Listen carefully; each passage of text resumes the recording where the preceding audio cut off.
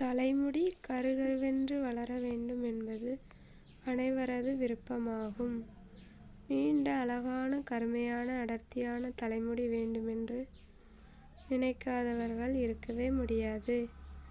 குறிப்பாக பெண்களுக்கு தலைமுடி நீளமாகவும் அடர்த்தியாகவும் இருக்க வேண்டுமென்று ஆசை இருக்கும். அது தனி அழகாகவும் இருக்கும். நாம் தலைக்கு குளிக்கும் தண்ணீரை அடிக்கடி மாற்றி குளிப்பதினாலும் முடி உதிர்வு ஏற்படலாம். அதிக அளவில் மருந்து சேர்க்கப்பட்ட தண்ணீரினை உபயோகப்படுத்துவதாலும் அதிக உப்பு கலந்த நீரை பயன்படுத்துவதாலும் முடி உதிர்வு அதிகப்படும். வேப்பிலையை தண்ணீரில் சேர்த்து கொதிக்க வைத்து அந்த நீரில் தலைமுடியை அலசுவதன் மூலம் தலைமுடி உதிர்வை தடுக்கலாம். செம்பருத்தி இலையை அரைத்து தலையில் தடவி அரை மணி நேரம் கழித்து தலைக்கு குளிக்க வேண்டும்.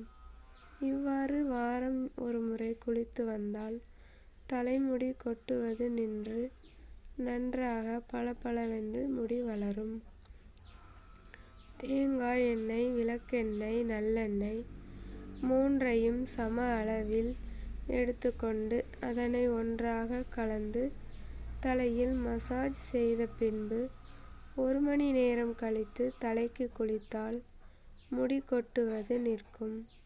சின்ன வெங்காயத்தை அரைத்து தலையில் தடவி அரை மணி நேரம் ஊற வைத்து குளித்து வந்தால் பொடுகும், அதனால் ஏற்படும் முடி கொட்டுதலும் நிற்கும்.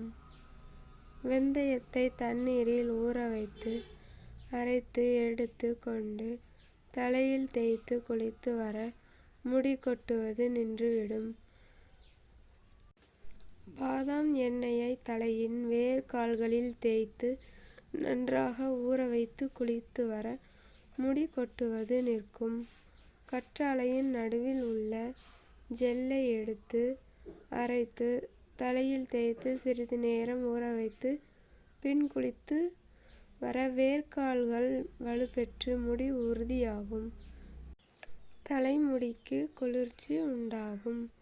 தலையில் உண்டாகும் அதிகப்படியான வெப்பத்தை கட்டுப்படுத்தி முடி உதிர்வதை தடுக்கிறது.